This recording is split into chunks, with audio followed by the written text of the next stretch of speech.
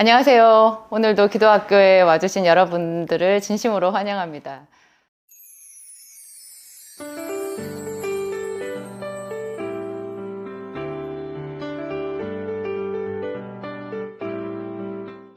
여러분들 다들 기도학교에 오셨으니까 얼마나 기도를 사모하는 분이시겠어요. 깊은 기도를 하고 싶으신 분들이실 거라고 생각하는데요. 제가 이 앞번 영상에서 눈물보다 깊은 기도라고 했더니 역시나 제가 좀 걱정하던 대로 기뻐하시는 분들도 있지만 눈물이 얼마나 깊은 기도인데 그 눈물의 기도를 가지고 조금 잘못 이야기하시는 것 같다, 그런 식으로 댓글을 단 분들이 계시더라고요. 역시 눈물보다 깊은 기도라는 것은 상당히 이해 수준이 높은 거구나, 제가 다시 한 번 더 실감했어요. 제 영상에서 말씀드린 게 눈물의 기도가 얕다라는 말은 아니에요. 깊은 기도 맞아요. 하지만 기도를 더 깊이 더 많이 하다 보면 그 눈물보다 더 깊은 차원의 기도가 있더라, 그런 이야기거든요. 그래서 매일 눈물 흘리는 그곳에 안주하지 말고 더 깊은 기도로 들어가시기를 한번 꿈꿔보고 사모해 보시라, 그런 이야기예요. 영성이 아주 깊었던 바울이 매일 울면서 기도했겠어요? 기도는 여러 가지 차원이 있거든요. 네, 그런 것을 우리가 배워가는 것이 참 중요한 것 같고요. 오늘 내가 기도할 때 하나님 앞에서 깊은 간구를 해야 되는 것인지 대적을 해야 되는 것인지 그렇죠, 이렇게 하여튼 어떤 마음으로 내가 기도를 해야 되는 것인지 하는 방향 설정이 굉장히 중요한데요. 그 방향 설정을 해주는데 너무너무 요긴한 수단이 방언 기도예요. 저는 항상 그랬어요. 제가 제 나름으로 생각하는 기도 제목은 언제나 있잖아요. 근데 그거를 가지고 하나님 앞에 갈 때 그 기도 시간에 정해진 장소로 이제 가면서 제 마음에 언제나 무거운 그 짐 같은 것이 있었어요. 그게 뭐냐면 어떻게 기도를 해야 되느냐 하는 거였어요. 어떻게 기도를. 보이지 않는 하나님 앞에 기도한다라는 것은 그래서 참 어려운 것 같아요. 그런 거 생각 안 하고 덮어놓고 그냥 하나님 앞에 자기 간구를 쏟아놓는 식으로 하는 기도는요, 좀 발전해야 돼요. 그렇게만 하면 안 되고, 우리가 왜 깊은 대화를 하고 어른이 될수록 상대방을 생각하면서 교감을 하잖아요. 하나님 앞에 기도가 대화라는 거는 여러분 중에 모르시는 분이 없을 거예요. 분명히 대화인데 자칫 잘못하면요, 대화가 아니라 그냥 일방적으로 내 얘기만 쏟아붓고 뜻도 모르는 방언만 쏟아붓고 돌아서는 경우도 있거든요. 네, 깊은 방언, 제대로 초점이 맞는 그런 방언을 하면 하나님의 말씀이 임해요. 그리고 하나님께서 영적인 지각을 주시거든요. 그래서 나는 오늘 눈물 보따리 이만큼 가지고 하나님 앞에 갔는데 하나님께서 의외로 승리를 선포하게 하시는 경우도 그래서 만나게 되는 거예요.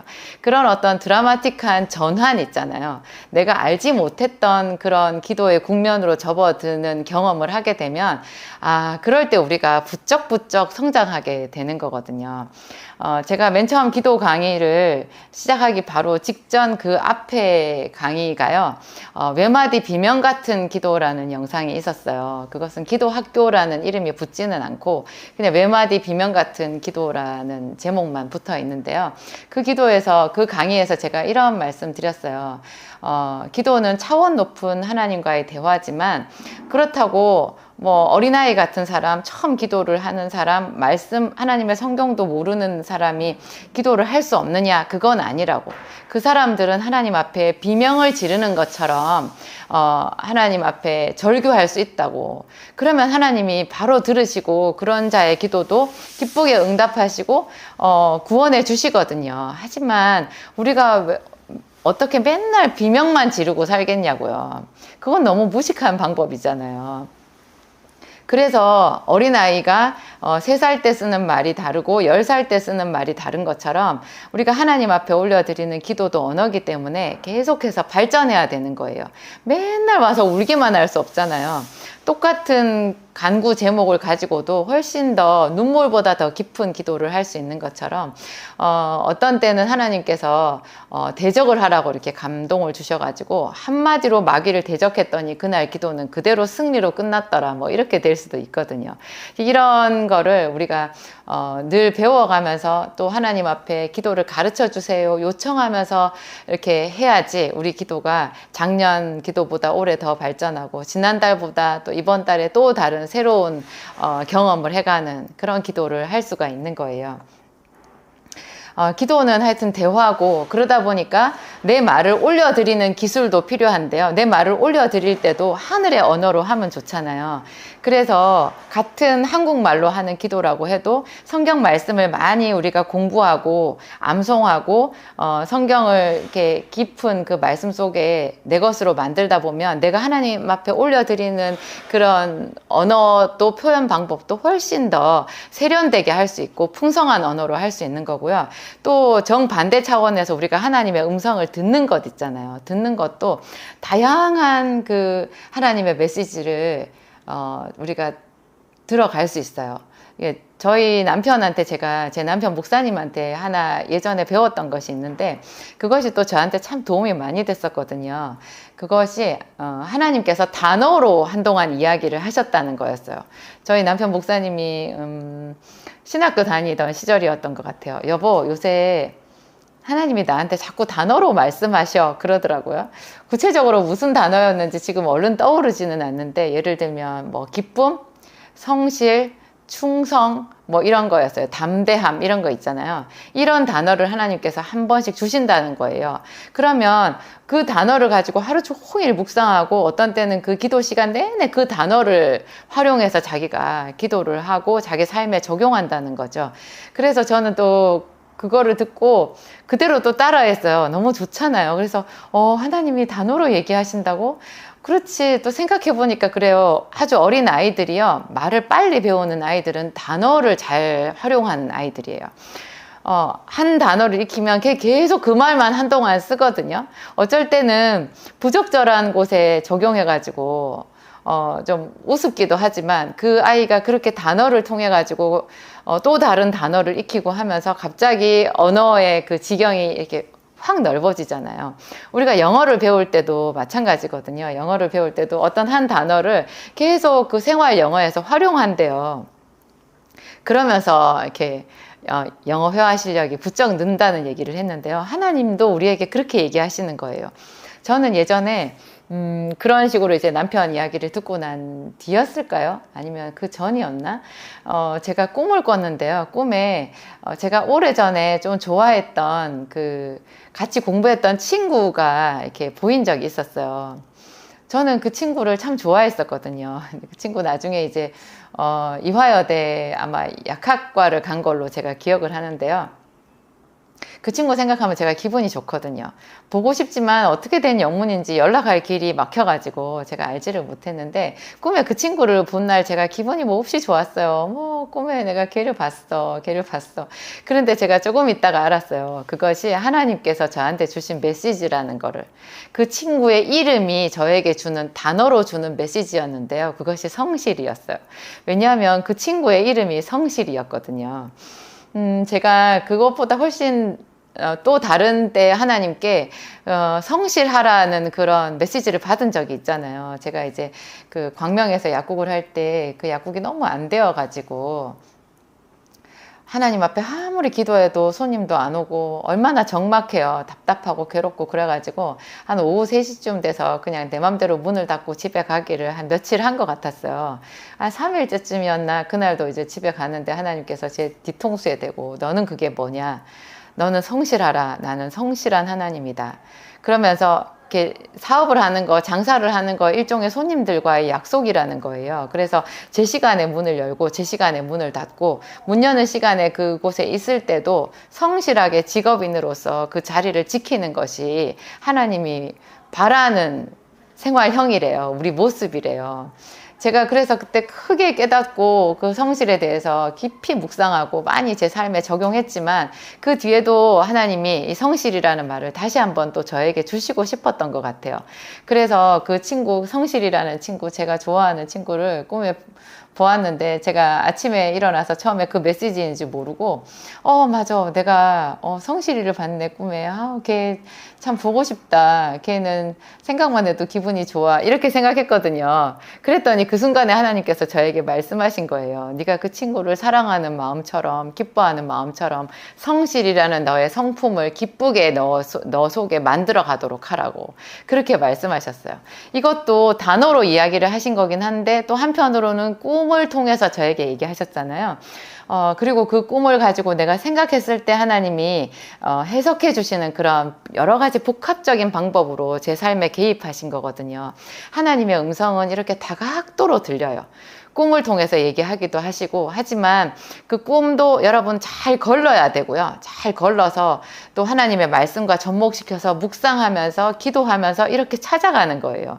그래서 하나님과 동행하는 이 기도 생활은 드라마틱하고 즐겁고 신나는 모험인 것 같아요. 재밌어요. 저는 이런 것들이 참 좋다는 생각이 들고요.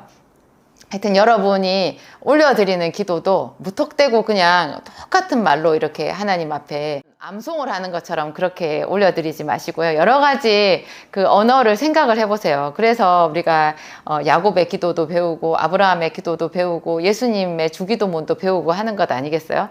그런 여러 가지 기도를 통해서 내가 올려드리는 내 말로 올려드리는 기도도 좀 더 풍성하게 해보시고요. 그 중에서도 이런 방언 기도를 활용을 해보는 거죠. 어떤 사람들은 방언 기도에 대해서 오해를 하셔가지고요.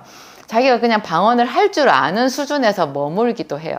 그렇지만 그것은 큰 오해고요. 그런 할 줄 알기만 하는 방언은요. 마치 집에 놓여져 있는 피아노랑 똑같아요. 집에 피아노가 있다고 내가 피아노 실력이 느는 것 아니고 내가 예를 들어서 도레미파솔라시도 그 건반 위치만 안다고 내가 찬송가를 연주할 수 있는 건 아니잖아요. 정직하게 그 피아노를 건반을 실제로 두드리는 연습을 하는 양만큼 내가 늘어나는 거거든요. 실력이. 방언기도가 똑같아요. 방언기도 할 줄 아는 그 수준에서 머물면요. 전혀 덕을 세우지 못해요. 방언은 정말로 정직하게 매일매일 하나님 앞에 시간을 정해놓고 방언기도 연습을 하셔야 돼요. 그리고 입으로는 방언을 말하지만 머리로는 제가 제 책에서 또 제 영상에서 말씀드린 것처럼 머리로는 내 이성적으로 할 수 있는 기도를 동시에 하셔야 돼요. 안 그러면 생각이 딴 데 가 있고 내 입으로만 건성으로 방언이라는 그 기계를 돌리는 것처럼 똑같은 음을 반복하니까 전혀 어떤 영적인 감동이 없고요. 우리가 그 기도를 통해서 얻어지는 어떤 유익이 없거든요. 그래서 하여튼 방언 기도를 부지런히 하기는 하되 내 머리로 내 생각으로 할 수 있는 이성적인 기도도 동시에 같이 병행하시라. 그러다 보면요. 어느 순간에 방언 기도를 하는데 하나님이 그 속에서 한 단어씩 이렇게 딱 주시는 거예요. 제 남편이 단어로 하나님께 음성을 들었다고 말하는 그런 체험이요. 방언 기도를 할 때 갑자기 내가 생각하지 않은 어떤 단어나 어떤 문장으로 하나님께서 쑥 들어오실 때가 있어요. 그런 체험을 자주 하셔야 돼요. 그러면 갑자기 내 기도의 방향이 딱 전환이 되는 거예요. 나는 생각하지 못했던 그런 기도를 물론 내가 방언으로 했을 때 내 생각과 상관없이 그냥 하나님의 영으로 내가 기도를 할 수도 있지만요. 하나님은 또 우리 마음에 그 기도를 가르쳐 주시기도 하거든요.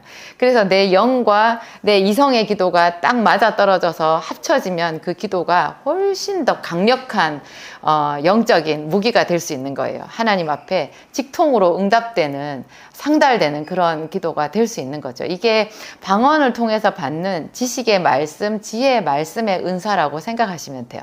놀랍죠? 성경에 그런 이야기가 분명히 있잖아요. 여러 가지 은사가 있는데 그중에 방언의 은사도 있지만 지혜의 말씀, 지식의 말씀, 예언의 말씀의 은사가 있는데요.